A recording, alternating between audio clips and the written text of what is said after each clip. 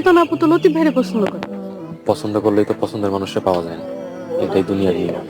Sir, এটা কিন্তু আপনি ভুল কথা কইলেন। আমি কিন্তু আমার পছন্দের মানুষটা ঠিকই পেয়েছি।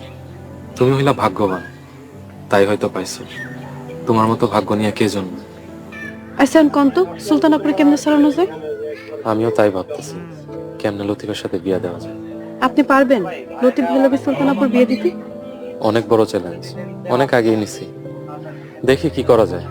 কি চ্যালেঞ্জ? হ, সুলতানারে কথা দিছিলাম, সুলতানা যারে পছন্দ করবো ওরে তার হাতেই তুলে দিন। তাহলে তো এই চ্যালেঞ্জ পূরণ করতেই হয়, দুইটা মানুষের স্বপ্ন পূরণ হইবে। দুইটা মানুষের স্বপ্নই দেখলাম, আর একটা মানুষের স্বপ্ন পুরা ছারকার হয়ে যাইতেছে, সেটা দেখলাম না। কার স্বপ্ন সারখার হয়ে যেতেছে স্যার? কারণ, আর তুমি কোনো চিন্তা করো না, সুলতানা যারে পছন্দ করবো ওর বিয়ে তার সাথেই হবে।